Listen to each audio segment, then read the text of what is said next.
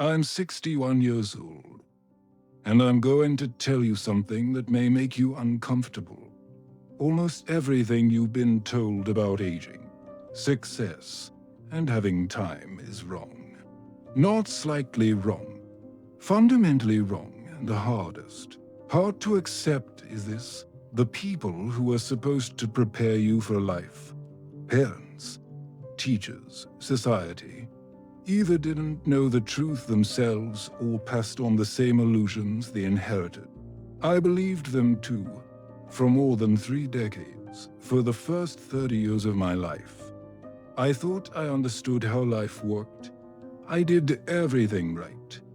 Built a career, bought the house, earned respect, checked all the boxes that were supposed to add up to a meaningful life. Then, at 33, everything collapsed. One ordinary workday, in the middle of a meeting about numbers that don't matter anymore, my body gave up. My heart failed. Doctors later called it a cardiac event, a clean, professional phrase for the moment I almost died. I remember the room spinning, then nothing. When I woke up, I was in a hospital bed, tubes in my arms, machines beeping, and my wife crying quietly in the corner. The doctors told me I was lucky. Lucky. I had just been forced to look death in the face, and they called it luck. But they were right, because that moment gave me something most people never get: clarity. Lying there, unable to distract myself with work or noise, I realized something terrifying. I hadn't been living. I had been operating. Day after day, year after year, I was on autopilot, doing what was expected, chasing approval, postponing my own life for a future that never arrived. And one thought haunted me more than anything else. If I had died that day, what would I have left behind? A comfortable house, a savings account, a resume no one would read 5 years later. Here's the most dangerous lie you're probably telling yourself right now. I have time. I hear it everywhere. When things calm down, when I make more money, when the kids are older, when I retire. Let me give you the truth it took me decades to learn. That moment never comes. Why? Because the finish line keeps moving.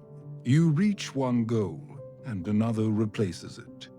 More money, more status, more responsibility. You stay busy, but you don't feel alive. I spent years climbing a ladder, only to realize, once I'd climbed high enough, that it was leaning against the wrong wall. And here's the part no one tells you. You don't get to rewind. Time doesn't negotiate. Success, as we define it, is a terrible destination. I know this because I reached it early. I achieved everything I set out to achieve, and it didn't deliver what it promised. Accomplishment gives you a rush that lasts a day or two. Then it fades, and suddenly you're chasing the next thing and the next, like a hamster running endlessly inside a wheel. A close friend of mine died at 56. Brilliant man. Worked constantly. Built a fortune. Always said he'd slow down soon. So never came. He had a stroke. At his funeral, his daughter stood up and said, "My father was very successful, but I hardly knew him." That sentence should terrify you. When you're older, your regrets won't be about the mistakes you made. They'll be about the moments you never allowed yourself to live. I don't lose sleep over failed deals or missed promotions. I lose sleep over the trip I never took, the book I never wrote, the conversations I postponed, the evenings I chose work over my family. Those are the things that follow you. You believe the people in your life will always be there, They won't. Time with them is finite, whether you acknowledge it or not. My father died suddenly when I was 45. We had unresolved issues, and I kept telling myself, I'd deal with them later. Later never came. My deepest regret isn't what we argued about. It's every call I didn't make, every visit I postponed because I was too busy. After my heart attack, everything changed. I stepped back from work.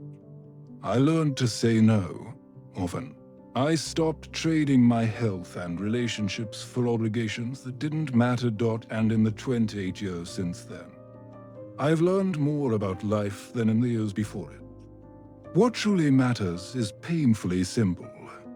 Time with people you love, work that feels meaningful to you, not impressive to others, experiences, not possessions, presence, not productivity.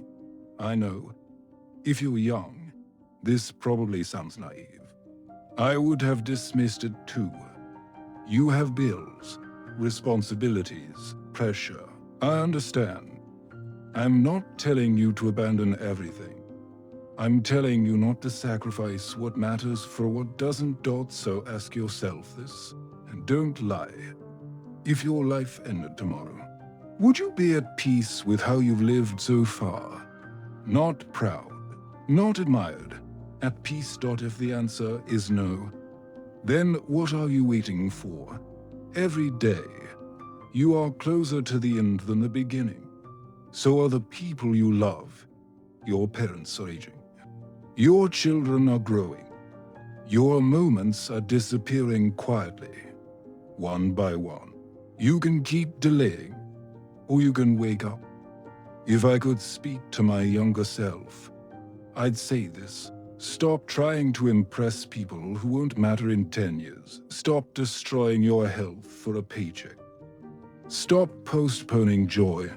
Call your parents more. Take the trip. Say I love you often. Say no without guilt. Say yes to what scares and fulfills you.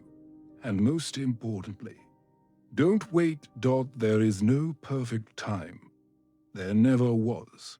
Life will always give you reasons to delay.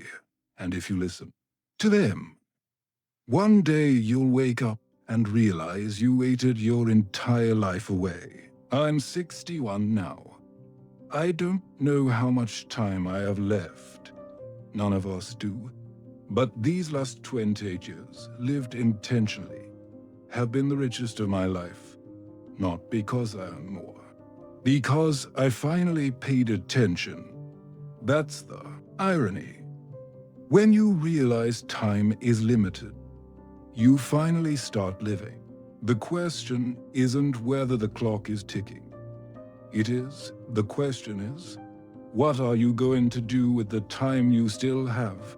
If this message speaks to you, share it. Leave a comment. Tell me what you'll do differently, starting today. Because someday isn't coming. Someday is now.